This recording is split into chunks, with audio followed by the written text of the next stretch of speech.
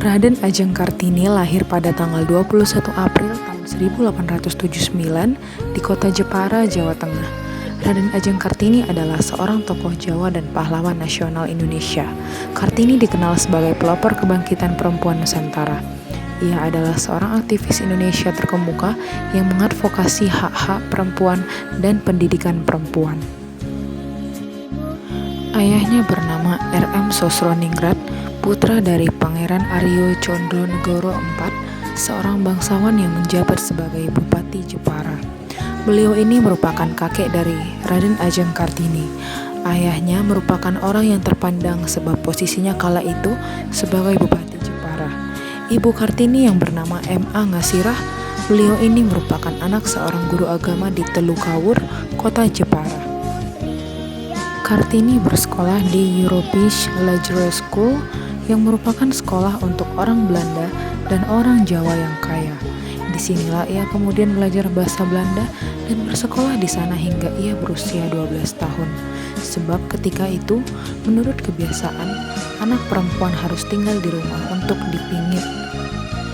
Meskipun berada di rumah, ia aktif dalam melakukan korespondensi atau surat menyurat dengan teman-temannya yang berada di Belanda, sebab beliau juga fasih dalam berbahasa Belanda. Dari sinilah kemudian ia mulai tertarik dengan pola pikir perempuan Eropa yang ia baca dari surat kabar, majalah, serta buku-buku yang ia baca.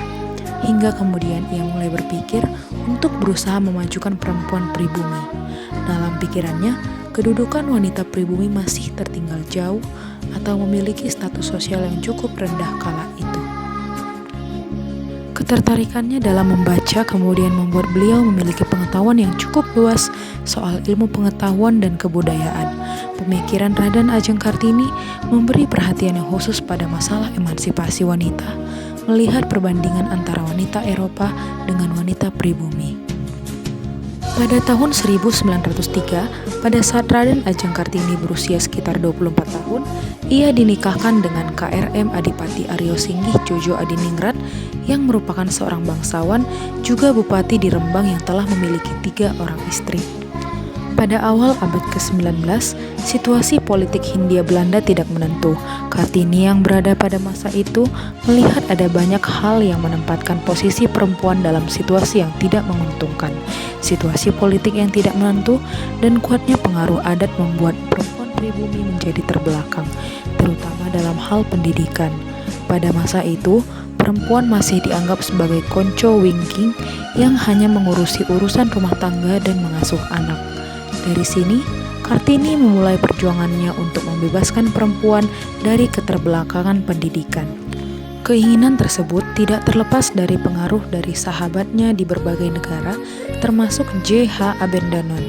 Dia memulai perjuangannya dengan mendirikan sekolah untuk perempuan bangsawan, yang punya maksud bahwa para perempuan pribumi akan dapat memperbaiki kedudukan kaum perempuannya. Cita-cita dan semangat perjuangannya tertuang dalam surat-surat yang dikirimkan kepada sahabatnya, termasuk kepada Abendanon.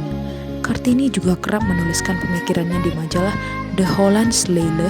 Dari sana, dia terkenal dan mendapatkan sahabat pena, yakni Stella Zehandelar.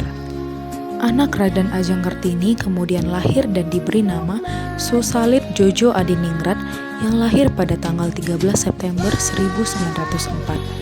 Namun miris, beberapa hari kemudian setelah melahirkan anaknya yang pertama, Raden Ajeng Kartini kemudian wafat pada tanggal 17 September 1904. Di usianya yang masih sangat muda, yaitu 24 tahun, beliau kemudian dikebumikan di Desa Bulu, Kabupaten Rembang. Berkat perjuangannya, kemudian pada tahun 1912 berdirilah sekolah wanita oleh Yayasan Kartini di Semarang, kemudian meluas ke Surabaya, Yogyakarta, Malang, Madiun, Cirebon, serta daerah lainnya. Sekolah tersebut kemudian diberi nama Sekolah Kartini untuk menghormati jasa Raden Ajeng Kartini. Yayasan tersebut milik keluarga Van Deventer, seorang tokoh politik etis di era kolonial Belanda. Sepeninggal Raden Ajeng Kartini, kemudian seorang pria Belanda bernama J.H. Abendanon yang ketika itu menjabat sebagai Menteri Kebudayaan, Agama dan Kerajinan Hindia Belanda mulai mengumpulkan surat-surat yang pernah ditulis oleh Kartini ketika ia aktif melakukan korespondensi dengan teman-temannya yang berada di Eropa ketika itu. Dari situ kemudian disusunlah buku yang awalnya berjudul Door Duisternis tot Licht, yang kemudian diterjemahkan dengan judul Dari Kegelapan Menuju Cahaya, yang terbit pada tahun 1911.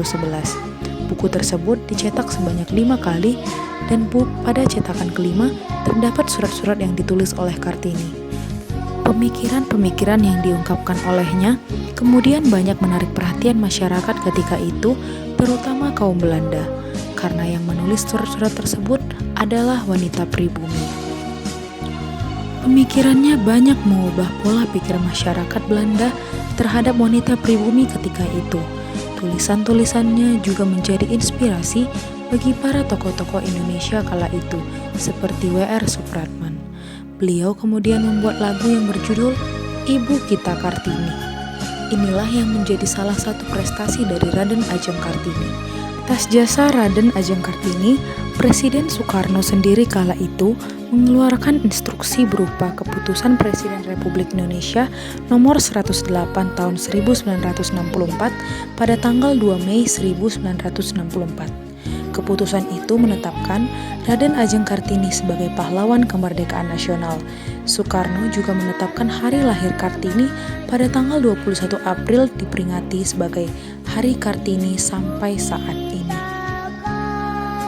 Kepadamu, wahai Ibu Raden Ajeng Kartini, sang pelopor kebangkitan wanita Nusantara, terima kasih banyak Ibu atas jasa-jasamu di masa lalu.